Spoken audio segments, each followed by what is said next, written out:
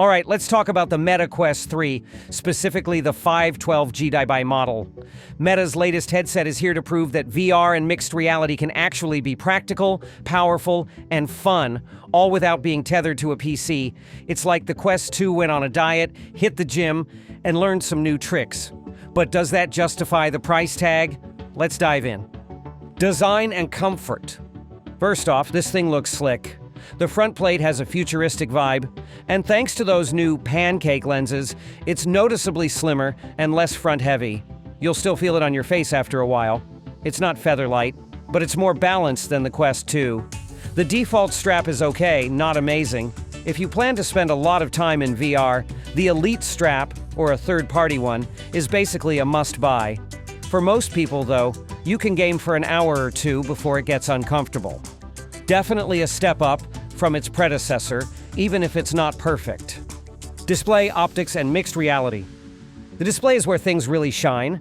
The Quest 3's visuals are sharp and bright, with better contrast and color accuracy.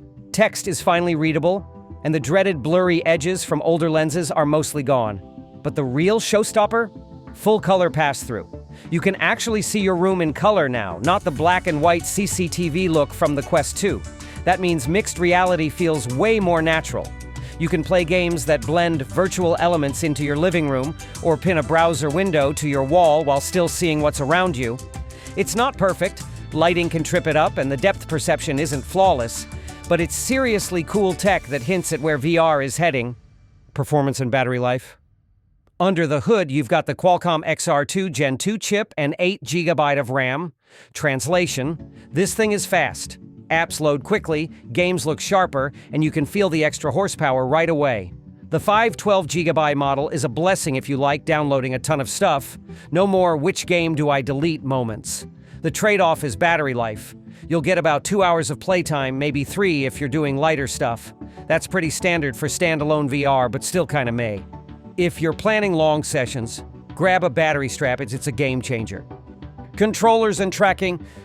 Meta ditched the tracking rings on the controllers, which makes them feel sleeker and more balanced. Tracking accuracy is solid. It rarely loses you, even in tricky lighting. The haptics are decent, nothing mind-blowing, but reliable. Hand tracking is also much better than before. You can navigate menus, pinch and swipe, and even play simple games without controllers. But for high-action stuff, stick to the Touch Plus controllers. They're just more precise. Software and ecosystem. The Quest ecosystem is huge now. The Meta Store is packed with everything from AAA titles like Asgard's Wrath 2 to fitness apps, chill hangout spaces, and weird experimental MR experiences. You can also hook it up to a gaming PC to stream Steam VR titles or use cloud gaming services. The OS feels smooth and responsive, but Meta still pushes its social Horizon stuff pretty hard, which you may or may not care about. There's no shortage of content, though quality varies. Some games look stunning, others feel like mobile ports. The 512GB model gives you the freedom to try it all without juggling installs. Audio and accessories. The built-in spatial audio is surprisingly good. Loud, clear, and immersive. You can tell where sounds are coming from without even using headphones. But Bluetooth audio? Still hit or miss. There's noticeable lag with some earbuds, which is rough for rhythm games. If you're picky about sound, plug in a wired pair or grab Meta's official earbuds. And yes, accessories are still expensive. Meta will happily sell you straps, pads, and cases until your wallet cries. Mixed reality in real life. This is where the Quest 3 separates itself. Mixed reality isn't just a gimmick anymore.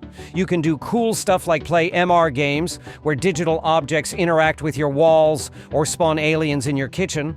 You can even multitask, watch YouTube while folding laundry or pull up a calendar app, while still seeing your real room. The tech's not perfect yet, but when it works, it's wild. It feels like a glimpse of the future, not just a VR headset pretending to be AR. Price and who it's for. The 512GB version costs a decent chunk more than the base 128GB model, but if you're the type to download everything, it's worth it. The extra space means you can store massive games, MR experiences, and media without constantly deleting stuff. For casual users, the cheaper model will do just fine. For enthusiasts or creators, the 512GB is the buy once, cry once option. The verdict: The MetaQuest 3 512GB nails most of what people have been asking for. Better visuals, smoother performance, and a huge leap in mixed reality. It's not perfect. The battery life still sucks, Bluetooth audio is flaky, and MR content is still evolving. But as an all-around standalone headset, it's easily the best out there right now. It's the closest VR has come to feeling like a true next-gen experience you can use anywhere, anytime. Pros: gorgeous display and crystal clear visuals. Full color pass-through makes MSR actually usable, much faster and smoother than Quest 2. Tons of storage for games and apps. Massive content library, no PC needed. Cons: battery life could definitely be better. Bluetooth audio lag is annoying. Mr. features still feel experimental. Accessories can get pricey. Still front-heavy for marathon sessions. Bottom line, the MetaQuest 3 is the easiest recommendation in VR right now. It's the headset that makes you actually want to pick it up again, and that says a lot.